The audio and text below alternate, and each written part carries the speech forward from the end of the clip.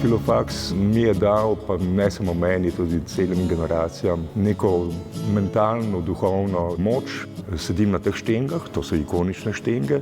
Spominjam se predvsem tega, da se veliko filofaksa ni zgodilo na filofaksu. Od študija na Filozofski fakulteti sem odnesel ljubezen do leposlovja, sposobnost kritičnega razmišljanja in tovornjak čudovitih spominov. Eden lepših je zagotovo, ker sem nadebudna mlada študentka vstopila v kabinet profesorja Borisa Novaka s takim debelim fasciklom pesmi, 60 je bilo moje.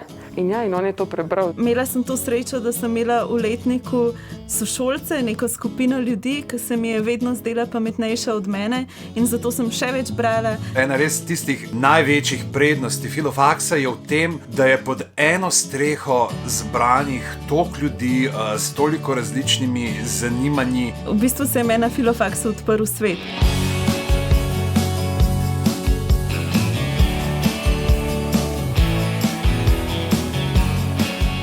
Ko se ljudje enkrat navlečejo na ta mehanizem lajkov in notifikationov, ni za pričakovati veliko drugega kot masovno produkcijo informacij slabe kvalitete. Enačenje mnenj z dejstvi, kar se dogaja danes, to je pravzaprav tisto, kar nas je tudi privleklo do sem. Zdaj gre za to, da je 15-letnik veliko bolj nagrajen za, po domače povedano, mešanje dreka jezikovnega, kot je bil 10 let nazaj.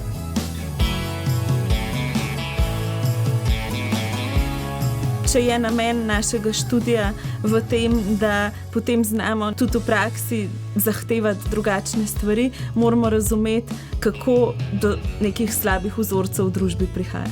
Način, kako vlade po svetu v času pandemije komunicirajo s svojimi državljani, je lep primer tega, kako zelo pomembna je strokovno načrtovana, premišljena in predvsem empatična komunikacija. Vprašanje o enakosti spolov, o seksualni identiteti, pravici do odločanja o lastnem telesu. Torej, odgovori na ta vprašanja so mi tako samoumevna, da mi je zastrašujoče, kdaj videti, da tudi za druge niso. To obdobje strahu se krepi in deloma je potrebna psihologijo množic v tem smislu razumeti.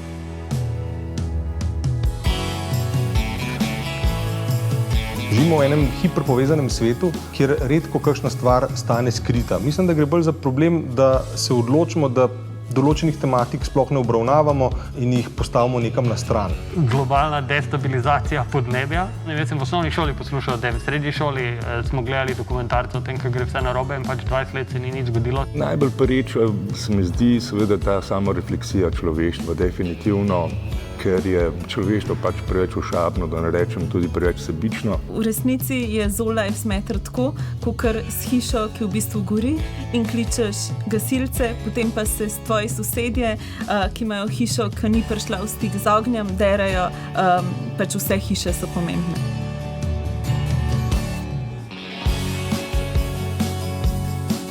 Včasih se mi zdi nerodno, da moramo ljudi prepričevati v pomembnost nečesa. Pomembno je, umetnost je pomembna, humanistika je pomembna. Pomen humanistike v današnji družbi in v družbi prihodnosti pravzaprav ne, da bi se manjšal, ampak mora postajati vse večji. Učenje jezikov bo vedno pomembno. Če kdajkoli, potem je danes nujno, da si prizadevamo razumeti drugega. Tukaj bi v bistvu čisto vse znanstvene panoge postavil v isti red, po pomembnosti. Humanistika seveda je ful pomembna, predvsem zaradi gojenja kritične misli in zato, da se razkrinka zablode človeštva.